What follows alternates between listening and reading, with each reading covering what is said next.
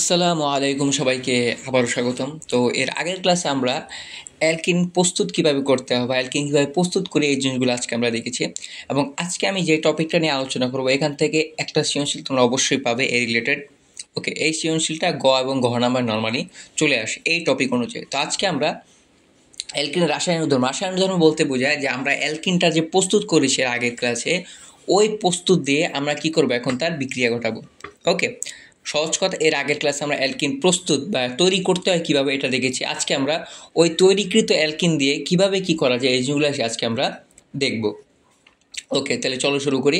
তো প্রথমে অ্যালকিনের যে বৈশিষ্ট্যপূর্ণ বা যে গুরুত্বপূর্ণ বিক্রিয়া আছে সেটার মধ্যে হচ্ছে পানির সংযোজন বিক্রিয়া। ওকে, পানির সংযোজন বিক্রিয়া, এখানে খেয়াল করো পানির সংযোজন বিক্রিয়া কী কী নিব আমরা। এখানে প্রথমে আমরা একটা অ্যালকিন নিব এবং এই অ্যালকিনটার নাম হচ্ছে আমরা ইথিন, সবাই জানি। কার্বন কয়টা আছে দিকে, দুইটা, এবং বন্ড আছে এখানে কয়টা, দুইটা। তার মানে এটা কি হবে, আমাদের ইথিন হবে। প্লাস এটার সাথে আমরা কি করব, পানি যোগ করব। পানি, যেহেতু পানির সংযোজন বলছে, পানি অবশ্যই নিতে হবে। সংযোজন বলতে বোঝায় যে এই যে আমাদের অ্যালকিনটা আছে বা ইথিনটা আছে, এটার সাথে আমরা পানিটা কি করব, যোগ করে দিব। ওকে, সংযোজন মানে হচ্ছে কি, যোগ করা। তো ডিরেক্ট আমরা কি করব, এখানে যোগ করে দিব। এরপর বলছে প্রভাবক হিসেবে আমরা উচ্চ তাপ ও চাপ দিব এবং ফসফরিক অ্যাসিড দিব। কি অ্যাসিড দিব আমরা, ফসফরিক অ্যাসিড। দিলে কি হবে দেখো, আমরা একটু কলম দিয়ে দেখাই। এখানে যেহেতু সংযোজন বলছে, কি বলছে, সংযোজন, তাহলে এই পানিটাকে আগে ভাঙ। তো এই পানিটাকে ভাঙলে কি পাওয়া যায় দেখো তো, পানিটাকে ভাঙলে পাওয়া যায় এইচ, আমরা জানি। আর আমাদের কি পাওয়া যায়, ও এইচ। কি পাওয়া যায় আমাদের, ও এইচ। তাই না, এই দুইটা জিনিস কী হয়, পাওয়া যায়, এইচ আর হচ্ছে কি আমাদের ও এইচ।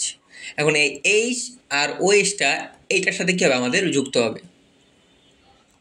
কী হবে, আমাদের যুক্ত হবে। ক্লিয়ার? যেহেতু সংযোজন বিক্রিয়া, বারবার বলছি, যেহেতু সংযোজন বিক্রিয়া, তাহলে এই পানিটা এই অ্যালকিনের সাথে কী হবে, যুক্ত হবে। তাহলে কীভাবে যুক্ত হতে পারে, দেখো এই এইচটা যদি এই CH2 এর সাথে যুক্ত হয়, তাহলে এখানে নর্মালি কী আসে, এখানে CH3 আসে। একটা এইচ আমরা যুক্ত করে দিলাম। ওকে, তারপর কয়টা বন্ড আসবে, একটা বন্ড, কারণ CH3 আমরা জানি কার্বনের হাত কয়টা, চারটা। এর আগের ক্লাস যারা করছো তারা জানো কার্বনের হাত কয়টা, আমরা জানি চারটা। তাহলে এখানে তিনটা হাইড্রোজেন, তিনটা হাত কি হয়ে গেছে, আমাদের ফিল আপ হয়ে গেছে। তাহলে বাকি থাকে কয়টা, একটা, চারটা। এবার আমরা কি হবে, এইখানে তো একটা বন্ড তো ভেঙে গেল, একটা দাগ চলে গেল সহজ কথা এখান থেকে। তার মানে পরে কি থাকে আমাদের, CH2। ওকে, CH2 যা আছে তাই, আমরা কিছুই করি না, আমরা জাস্ট এখানে কি করছি, আমরা একটা হাইড্রোজেন আমরা জাস্ট কি করে দিছি, এখানে যোগ করে দিছি। ওকে, এই আর একটা বন্ড এখান থেকে কি হবে, ভেঙে যাবে। তাহলে একটা বন্ড থাকবে, তাহলে CH3 মাইনাস কি থাকে, CH2 যা আছে তাই। এরপর বাকি কি আছে আমাদের, OH। বাকি কি আছে আমাদের, OH। এই OHটা জাস্ট আমরা কি করবো, এখানে যোগ করে দিব, এই, আর কিছু না। ঠিক আছে, আমরা একটু মুছে দিয়ে দেখাই জিনিসটা। তাহলে OHটা যদি আমরা এখানে যোগ করি তাহলে কি হবে দেখো, OHটা যোগ করলে পেন, এখানে থাকবে কি আমাদের OH। এখন দেখো এটা কিন্তু একটার সাথে মিলে যায়। কার সাথে মিলে যায় বলো তো, আমরা একটা নামকরণ পড়ছি, নামকরণ তোমরা এর আগের ক্লাসে পড়ছো যারা দেখছো। একটা সূত্র ছিল CnH, CnH 2n plus 1 into আমাদের কত, OH। এই ফর্মুলা যদি হয়, ওকে, তাহলে এটার নামকরণ না, একটা নাম আসে। কি নাম আসে, তাহলে দেখো এই ফর্মুলাটা মেনে চলে কিনা। Cn, এখানে কার্বন কয়টা আছে, দুইটা। দেখো কার্বন দুইটা আমরা লিখলাম। তারপর কি আছে, হাইড্রোজেন নিলাম, হাইড্রোজেন নেওয়ার পর 2n প্লাস 1 মানে হচ্ছে দ্বিগুণের সাথে 1 যোগ করতে হবে। তাহলে 3 আর 2 যোগ করলে কত হয়, 5। বাকি থাকে আমাদের কি, OH। তাহলে দেখো এই সিকোয়েন্সটা একটা মেনে চলে। যারা আমার আগের ক্লাস করছো তারা জানো এটা। তাহলে এটা হচ্ছে একটা অ্যালকোহল। এটা কি আমাদের একটা অ্যালকোহল।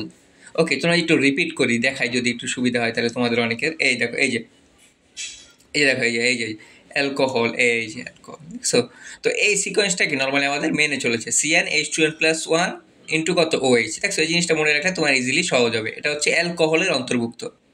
ওকে, এরপরে যে আমরা, তার মানে এখানে কয়টা কার্বন আছে বলো তো, দুইটা কার্বন। কয়টা কার্বন এখানে, দুইটা।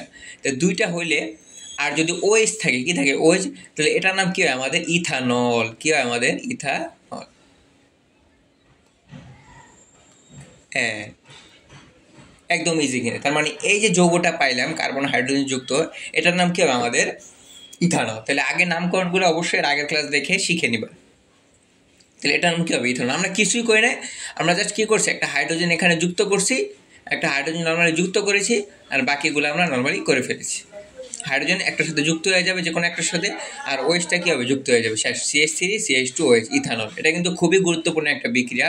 তোমাকে বলবে একটা যে কোনো একটা অ্যালকিন দেওয়া থাকবে এবং পানি দেওয়া থাকবে, মনে রাখবে অ্যালকিন আর পানির সাথে বিক্রিয়ার অবশ্যই সেটা কী হবে, একটা অ্যালকোহল উৎপন্ন হবে। কী হবে, একটা অ্যালকোহল। এই আশা করি তোমরা একটু ইজিলি বুঝতে পারছো, একদম সহজভাবে। আমরা কিচ্ছু করি না, জাস্ট এইচ আর ওএইচ কী করে দিয়েছি, যোগ করে দিয়েছি, আর ফর্মুলা যেহেতু পড়ে গেছে তাহলে আমরা মিলিয়ে দিয়েছি। আমরা একটু মুছে দিই, তাহলে আমরা যদি বিক্রিয়াটা একটু দেখি সুন্দর করে, এটা মুছে দিই আমরা। চলো দেখি।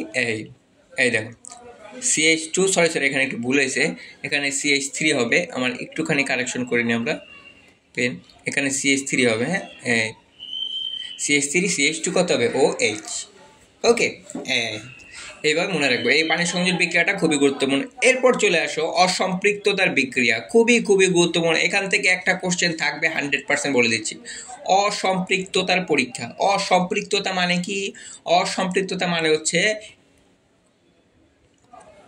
অসম্পৃক্ত মানে হচ্ছে যাদের মধ্যে দ্বিবন্ধন আছে। কত বন্ধন? দ্বিবন্ধন, বা যাদের মধ্যে দুইটা কার্বনের বন্ধন ত্রিবন্ধন আছে। কয় বন্ধন? 3টা বন্ধন। এদেরকে বলে হচ্ছে আমরা অসম্পৃক্ত। কি বলি আমরা? অসম্পৃক্ত।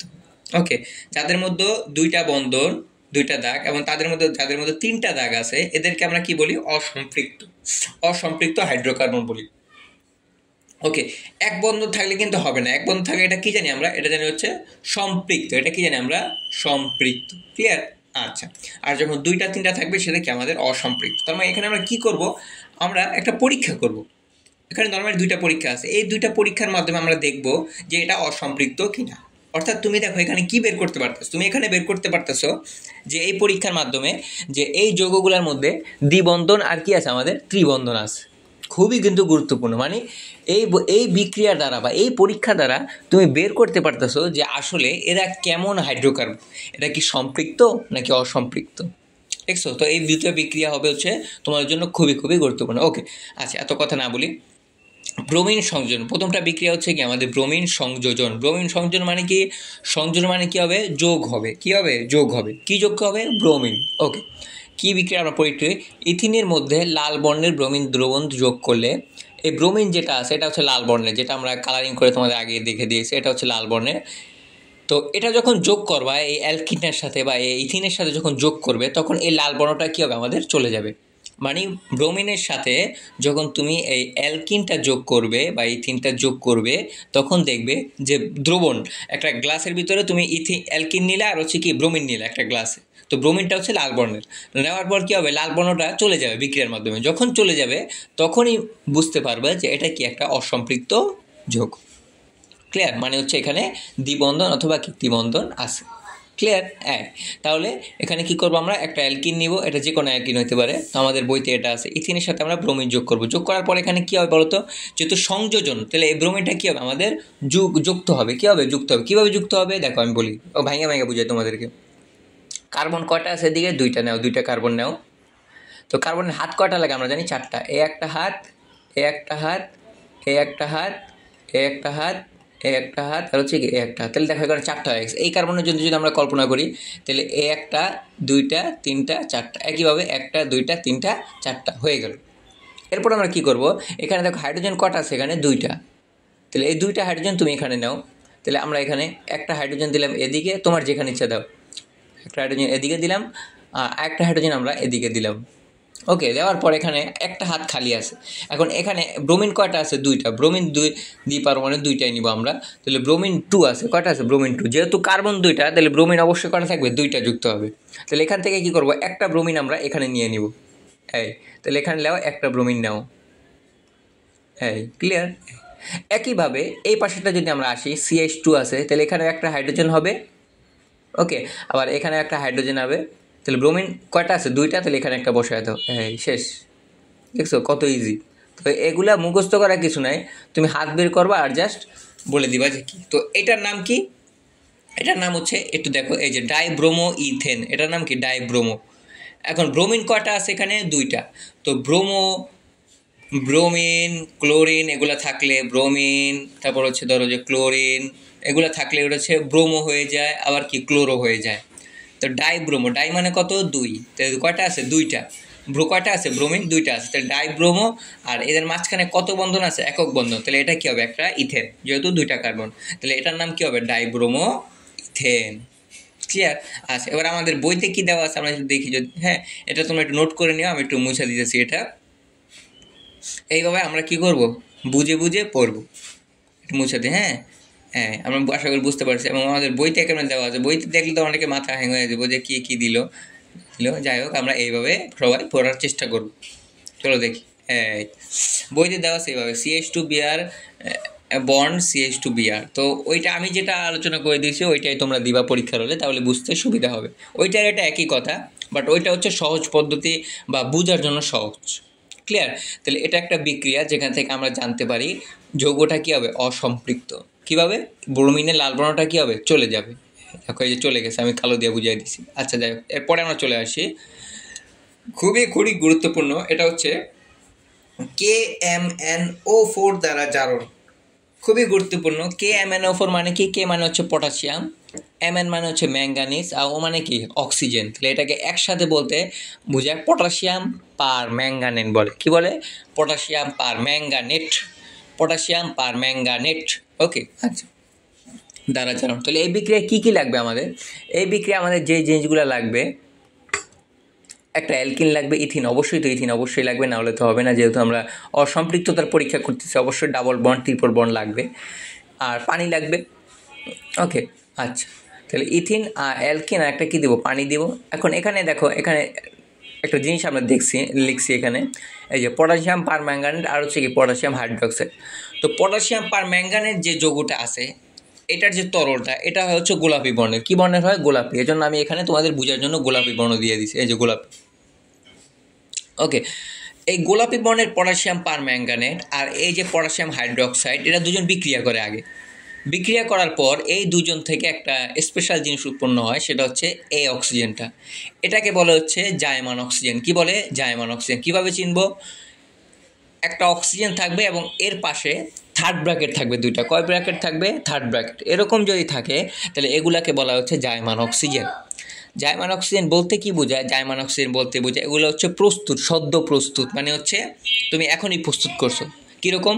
ধরো যে তোমার বাসায় ধরো মেহমান আসছে, ওকে, মেহমান আসলো, এখন তুমি কী করলা? তা আসার পর তাদের শরবতটা গুলে দিলা। ওকে, তাহলে এটাকে সদ্য, মানে একবারে সাথে সাথে গুলে দিলা শরবতটা, তাহলে এটাকে বলি হচ্ছে আমরা জায়মান শরবত বলতে পারি। কি বলতে পারি? জায়মান। ঠিক আছে, মানে একবারে প্রস্তুত করে দিছো। এরকম যদি হয় যে মেহমান জানে তুমি 1 ঘন্টা আগে প্রস্তুত করছো, তাহলে এটা কি হবে না? জায়মান হবে না।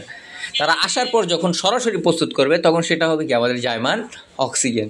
ক্লিয়ার? এই তাহলে এই KMnO4 মানে হচ্ছে পটাশিয়াম পার ম্যাঙ্গানেট আর হচ্ছে এই পটাশিয়াম হাইড্রোক্সাইড, এটা দুটো বিক্রিয়া করলে আমাদের কি হয়? জায়মান অক্সিজেন উৎপন্ন করে।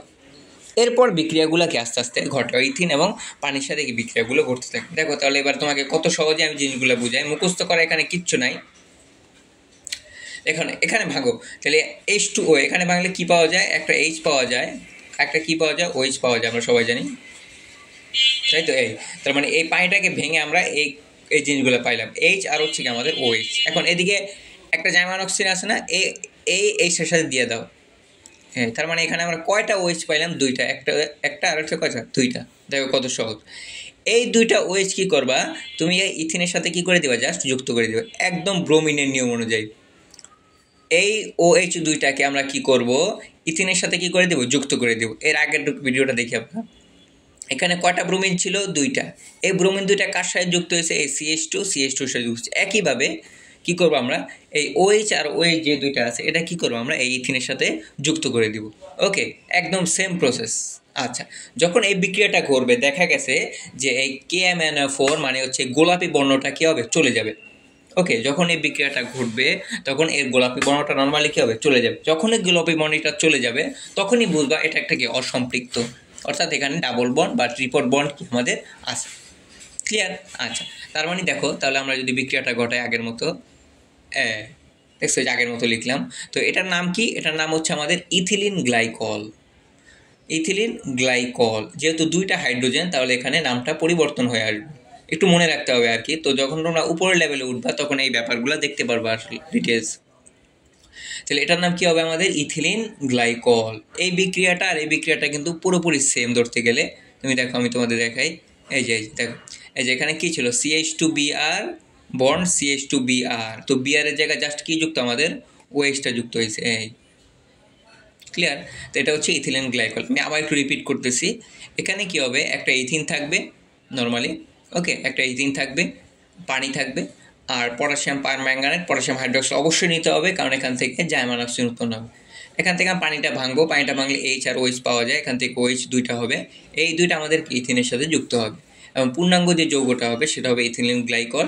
এবং এখানে পটাশিয়াম পারম্যাঙ্গানেটের কোনো গোলাপি বর্ণ থাকবে না, গোলাপি বর্ণটা চলে যাবে। এভাবে আমরা কি করি, আমরা অ্যালকিন বা অসম্পৃক্ত যে হাইড্রোকার্বনগুলো আছে এগুলো কি করি, আমরা পরীক্ষা করি। তার মানে এখানে কয়টা পরীক্ষা, দুইটা, একটা হচ্ছে পটাশিয়াম পারম্যাঙ্গানেট দ্বারা জারণ, মানে হচ্ছে অক্সিজেন যোগ, ওকে, আর একটা আমাদের কি আছে, আর একটা হচ্ছে ব্রোমিন সংযোজন, এই দুইটা বিক্রিয়া। তো এই দুইটা বিক্রিয়া আমরা অবশ্যই সবাই একটু কষ্ট করে মনে রাখবো, কারণ পরীক্ষায় আসে একটা একটা অ্যালকেন দেওয়া থাকে, তোমাকে বলবে কোনটা অসম্পৃক্ত পরীক্ষা দিবে, অবশ্যই অ্যালকেনটা অসম্পৃক্ত পরীক্ষা দিবে, অ্যালকেনটাকে অসম্পৃক্ত পরীক্ষা দিবে না, এরকম আর কি। ধরো আমি একটু যদি একটু দেখাই, তোমাকে এরকম দেওয়া থাকবে যেখানে CH4 আছে, মানে মিথেন আছে, আর হচ্ছে ধরো যে এখানে ধরো C2H4 আছে, ওকে, তাহলে এটা আমরা জানি এটা হচ্ছে আমাদের একটা অ্যালকেন, আর এটা কি আমাদের একটা অ্যালকিন। তাহলে অ্যালকেন কখনো অসম্পৃক্ত পরীক্ষা দিবে না, দিবে কারা, অ্যালকিনরা দিবে, হ্যাঁ। তাহলে তখন এই অসম্পৃক্ত দুইটা পরীক্ষা তোমাকে কি সুন্দর করে দেখিয়ে দিতে হবে, ওকে। তো আজকে এই পর্যন্তই থাকলো, দেখা হবে সবার সাথে নেক্সট ক্লাসে, সবাই ভালো থাকবে, আল্লাহ হাফেজ।